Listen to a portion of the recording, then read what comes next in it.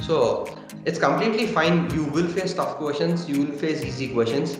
Do whatever you can. Doing your best is ultimately the whatever is required. So, and one more thing I want to say is don't think about marks in exam.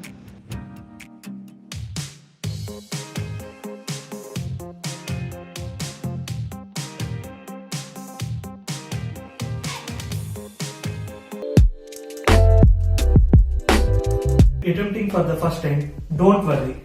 I will share few tips that helped me. If you have attempted previous mains or whatever test you taken, analyze the paper properly. Once go through each and every question and see what type of mistakes you are doing, whether calculation mistakes or didn't get idea while solving or forgotten the concept, especially in chemistry questions. So if you didn't get any idea, try to solve similar model questions few. If you forgotten any concept, try to revise it. Make sure that you have analyzed all your mistakes and don't commit them in your upcoming exams. Since we have just few days left for mains exams, try to revise all the concepts you have learned till now. Don't try to learn new concepts much. Try to revise formulas, especially for maths and physics. For chemistry, go through NCERT briefly. Coming to the exam, time management is very important. Since you have attempted so many exams, you know what subject you are comfortable with. So start with that subject. It will boost your confidence. Attempt all the questions you know. Don't waste time on a single question which is troubling you.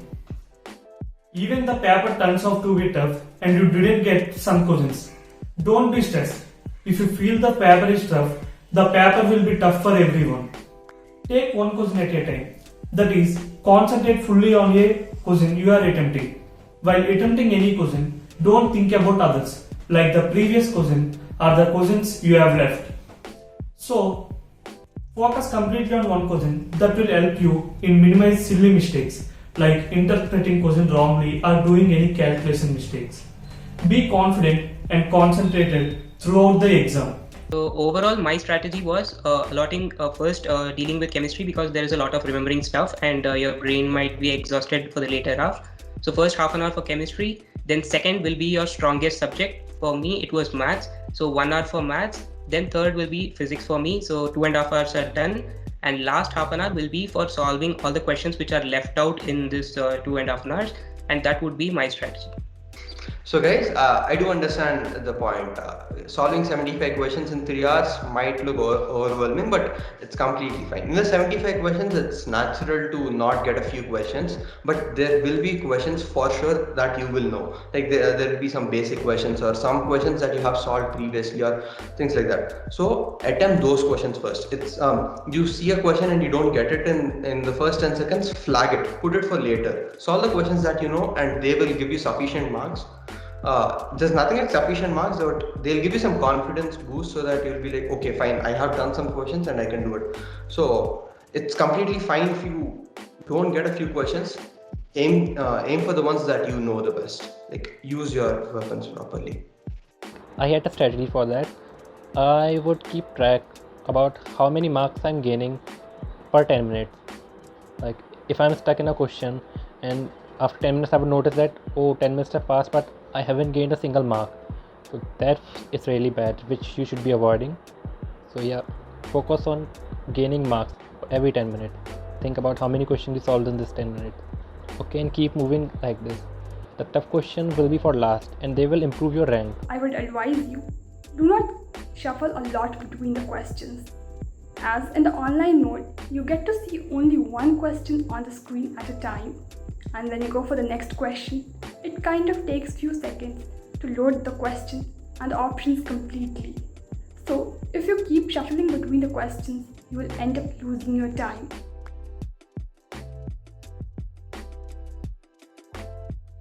So basically, like people do two kinds of major mistakes which affect them a lot. One thing is not doing the calculations properly, like doing calculation mistakes. So in order to avoid those, just keep every calculation on the paper, because in brain you will solve things a lot faster. In that the mistakes will also, you cannot identify the mistakes in that speed. if you keep things on paper, then it will slow you down and you will think about what you are doing. So always keep calculations on paper, and after keeping the calculations on paper, and second thing is reading the questions properly. Sometimes in question they may give what is the incorrect statement among these, and you will keep the correct statement and think that what you kept is right. So never do that question. Yeah, and one more thing is people don't read all the options. In mains, what will happen is sometimes like there may be two correct answers and one may be more correct than the other one. So even though if one is less correct than the other one, JEE mains won't give both the answers, because like I don't know why they do that kind of stuff. But whatever they give the answer, it should be like which is the most correct answer among the given answers. So read all the options and then tick the answer. Don't read first two options and keep B, and like don't do like that. Just read all the options and keep it. So these 3 points. Well, the first thing is you should not waste a lot of time in a particular question. I know some guy who spent like 20 minutes on a question in JEE mains, which actually cost around 100 ranks, I guess, more than that. So never ever spend a lot of time on a single question unless you have finished the other questions. I think in JEE main, when I wrote, the maximum you can spend for a question was 2 minutes, but I think it's more now. So look at the time, the maximum amount of time. Do not spend more than that for a single question before you have solved the entire paper. So I think it's 3 minutes or something. So only spend in limited time. Only spend 3 minutes for a question. Okay, there will be some questions which you can solve in like 30 seconds or 40 seconds or maybe a minute. That will save you time, and that saved time will help you in the end. Then in the end, when you have solved every other question, you can come back to these questions and solve. That's the only thing I think you lose marks. And if there is negative marking, be careful when you're putting guesses. Do not blindly put an option that will cause you to lose marks. I think also as a student, you also know that a lot of people lose their marks in their calculations. Calculations is an important part, and I think when you're solving an exam, you need to solve until the end of the question. Also, but sometimes you could use some tips like if, for example, a numeric digit is a numeric number is an answer, and that number you get by multiplying something. So in that case, you could just check the unit digit if it's same or not, and you could go on like that. But actually, you have to solve the question. But that's just a tip. But I think the student also should take some calculated risk. Like if the person is stuck between two options, he needs to take one of them. But he can take risk. But also he should not take up more risk. Also, taking up more risks the person may lose many marks.